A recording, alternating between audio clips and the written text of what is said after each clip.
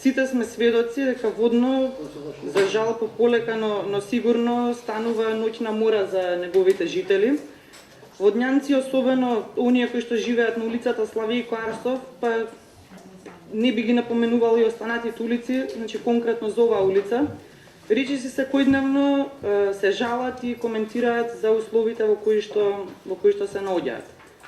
Постојано, а особено во периодите кога имаме дождови, бевме сведоци изминативе месеци со што се соочивме на терен, се жалат дека пукаат ѕидовите од куќите, од зградите, подпорните ѕидови, имаат проблем со дворовите, се излива канализацијата, улиците се буквално полни со вода, не може да се излезе ниту во дворот, ниту пак на самата улица.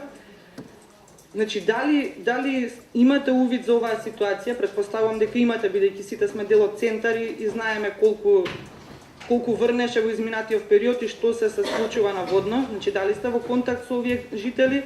Дали постои начин? Дали сте желни да помогнете? Дали сте стапиле во контакт, повторно ќе речам, дали има реакции, бидејќи до советниците има, претпоставувам има и до општината?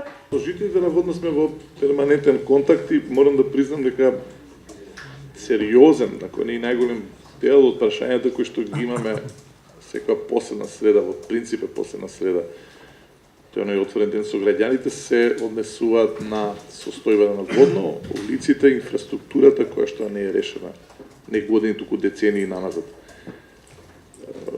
Ние имавме сериозни судири тука во оваа просторија околу концептот за Водно.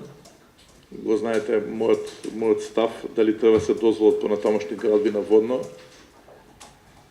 Уште еднаш да повторам дека секоја градба која што предизвикува нестабилност на теренот, доведува до дополнителни реакции на граѓаните и се уште се надам дека ќе постигнеме на согласност како совет, како градоначалник да излеземе во пресет во интерес на граѓаните и пред се во насока на стабилноста на Водно и сличиштата, затоа што за жал имавме нови сигнали на пукање на ѕидови. Тука ќе продолжи Горан, кој што како раководител на секторот за градежно уредување ќе го замалам, затоа што се договоривме да особено внимание биде ставено посветено на Водно.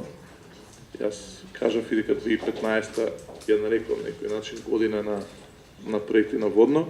Меѓутоа, во право сте како советник, колку и да зборуваме за нови проекти, за игралишта, за уредување на зеленилото, за урбана опрема, нивниот главен проблем е стабилноста на Водно и инфраструктурата која што, иако сите, или читаме во медиумите, нели Водно се нарекува елитна населба, всушност инфраструктурата е далеку од елитна.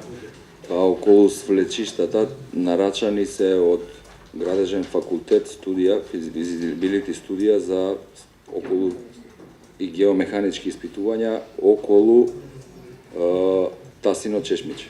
Реон Тасино Чешмич. Онолку мерки колку што можевме да превземавме. Во тек се изградба 3 подпорни ѕида, почнати се во понеделникот.